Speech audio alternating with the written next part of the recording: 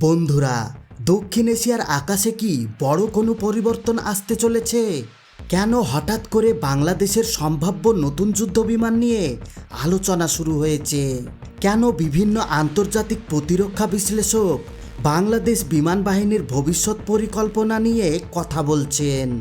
আর চীনের তৈরি যে যুদ্ধবিমানের নাম বরাবর সামনে আসছে, সেটি কি সত্যি বাংলাদেশের আকাশে দেখা যাবে? আজকের ভিডিওতে আমরা এমন কিছু তথ্য জানব যা নিয়ে বর্তমানে সামরিক মহলে ব্যাপক আলোচনা চলছে। ভিডিওর শেষের দিকে আমরা জানব সেই প্রকল্পের কথাও, যা বাস্তবায়িত হলে বাংলাদেশের নৌসক্ষমতা বড় পরিবর্তন আসতে পারে। তাই ভিডিওটি শেষ পর্যন্ত অবশ্যই দেখবেন। বাংলাদেশের ভৌগোলিক অবস্থান সব সময় গুরুত্বপূর্ণ।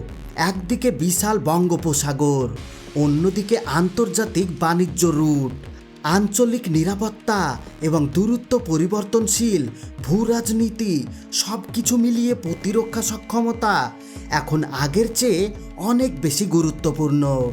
বিশ্বের দিকে তাকালেই দেখা যায় প্রায় প্রতিটি দেশ তাদের বিমান বাহিনীকে আধুনিক প্রযুক্তি দিয়ে সাজাচ্ছে। কারণ আধুনিক যুদ্ধে আকাশের নিয়ন্ত্রণ অনেক সময় যুদ্ধের ফল নির্ধারণ করে দেয়। আর ঠিক সেই সময় বিভিন্ন গণমাধ্যমে বাংলাদেশের সম্ভাব্য নতুন যুদ্ধবিমান নিয়ে আলোচনা শুরু হয়েছে। বেশ কিছু প্রতিবেদনে চীনের তৈরি JF-70 থান্ডার যুদ্ধবিমানের নাম উঠে এসেছে। যদিও বাংলাদেশের সরকার আনুষ্ঠানিকভাবে এমন কোনো ক্রয় চুক্তির ঘোষণা দেয়নি, তবুও সামরিক বিশ্লেষকদের আলোচনায় বিমানটির নাম বারবার এসেছে। কিন্তু প্রশ্ন হলো কেন? কারণ এই বিমানটি তৈরি করা হয়েছে আধুনিক যুদ্ধক্ষেত্রের কথাকে মাথায় রেখে। আকাশ থেকে আকাশে যুদ্ধ, নির্ভুল আঘাত, দীর্ঘ দূরত্বে অভিযান, সব কিছুর জন্যই এটি ডিজাইন করা হয়েছে। শুধু তাই নয়, তুলনামূলকভাবে কম খরচে আধুনিক ক্ষমতা পাওয়ার কারণে অনেক দেশের আগ্রহ রয়েছে এই পাল্টা ফর্মের প্রতি। এখন হয়তো অনেকেই ভাবছেন, তাহলে কি এটি বিশ্বের সবচেয়ে শক্তিশালী যুদ্ধবিমান? না, বিষয়টি এতটা সহজ নয়। একটি যুদ্ধবিমানের শক্তি শুধু তার গতি দিয়ে বিচার করা যায় না।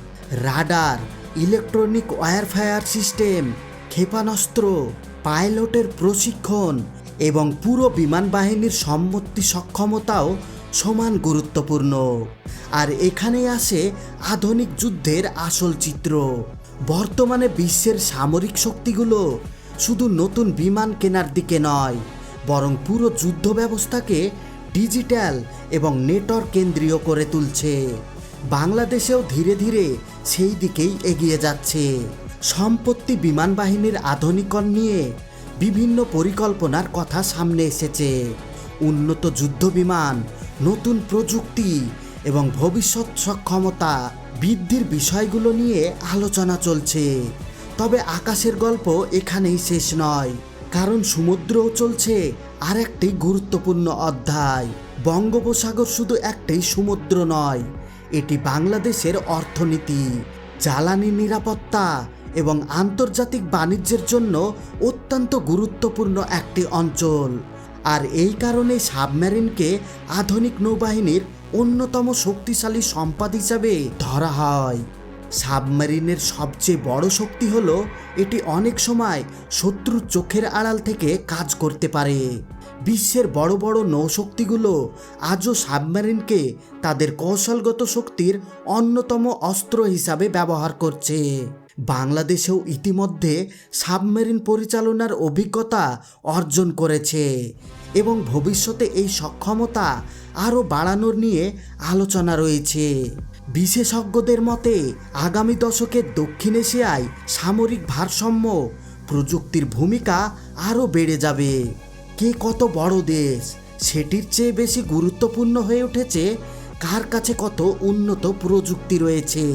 আর সেই কারণে বিমান, ড্রোন, রাডার, স্যাটেলাইট এবং সাবমেরিন এখন প্রতিটি দেশের দীর্ঘমেয়াদী পরিকল্পনার অংশ। বাংলাদেশও সেই বাস্তবতার বাইরে নয়। ভবিষ্যতে নতুন যুদ্ধবিমান আসুক বা না আসুক, একটি বিষয় পরিষ্কার, বাংলাদেশ তার প্রতিরক্ষা সক্ষমতা আধুনিক করার পথে ধীরে ধীরে এগিয়ে যাচ্ছে। কিন্তু সে প্রশ্নটি আপনাদের জন্য। আপনাদের মতে আগামী 10 বছরে বাংলাদেশের জন্য কোনটি বেশি গুরুত্বপূর্ণ? নতুন যুদ্ধবিমান, আধুনিক ড্রোন, নাকি আরও শক্তিশালী নৌবাহিনী? কমেন্টে আপনাদের মতামত লিখে জানাবেন। আপনারা কি জানেন বাংলাদেশকে উন্নত করার জন্য চীন বাংলাদেশকে বরাবর সহায়তা করে চলেছে?